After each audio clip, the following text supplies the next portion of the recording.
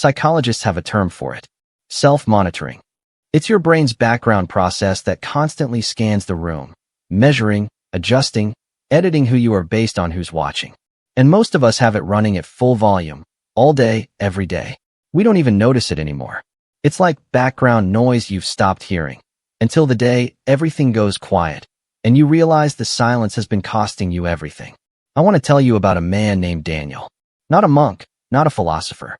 Just a regular guy from Ohio who spent 11 years becoming someone he never actually wanted to be.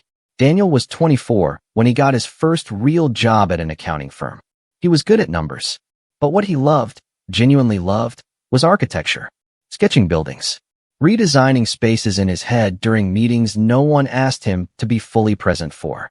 His family called it impractical. His college advisor called it risky.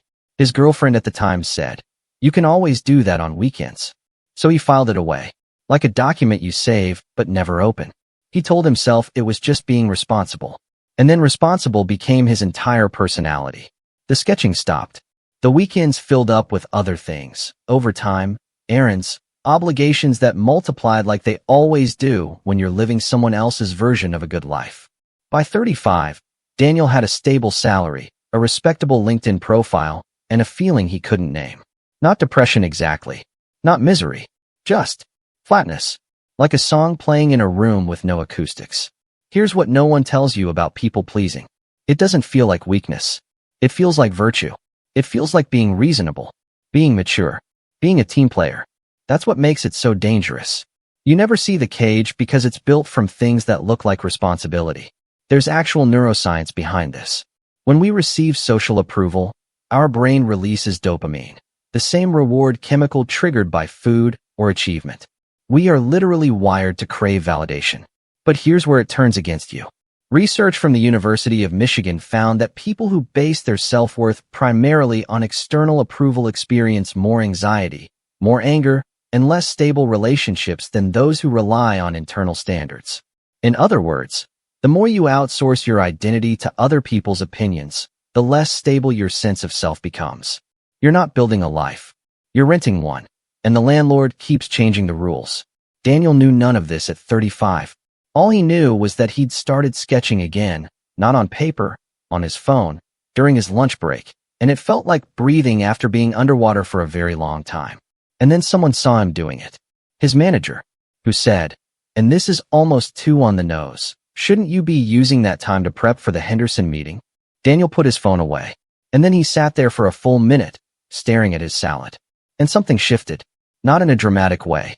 There was no music, no wise old mentor, just a very quiet, very private decision. "I'm done asking whether this is allowed." He started waking up 45 minutes earlier, not to be productive, just to sketch. Coffee, sketchbook, silence, before the world started demanding things from him. Within 3 months, he had a portfolio. Within 8 months, he'd enrolled in a part-time architecture certification program. Within 2 years, he'd left the firm and started a small residential design consultancy. Did everyone approve? Absolutely not. His father called it a midlife crisis. 2 friends quietly stopped calling. One colleague said he was throwing away his future. But here's what Daniel told me when I spoke with him. The opinions didn't disappear. I just stopped treating them like instructions. That one sentence. That's the whole thing. Most people think breaking free from others' opinions is about becoming fearless. It's not. Daniel was scared every single step of the way. The difference is he stopped waiting for the fear to go away before he acted. Here's something worth sitting with. The people whose opinions you're most afraid of, they are also quietly terrified of someone else's judgment. We are almost all performing for an audience that is simultaneously performing for us. It's approval-seeking all the way down. And the exit isn't dramatic. It's not a single brave moment. It's smaller than that. It's choosing, one Tuesday morning, one lunch break, one quiet decision at a time, to act from the inside out instead of the outside in. The philosopher Epictetus wrote something 2,000 years ago that has never stopped being true. Seek not that the things which happen should happen as you wish, but wish the things which happen to be as they are, and you will have a tranquil flow of life. He meant, stop negotiating your reality with other people's expectations. You won't win that negotiation. There are too many of them, and they keep changing their minds. I don't know what your version of Daniel's sketchbook looks like. Maybe it's a business idea you filed away because someone called it unrealistic. Maybe it's a creative skill you quietly gave up because no one around you took it seriously. Maybe it's just a version of yourself, louder, bolder, stranger, softer, that you've been editing out of every room you walk into.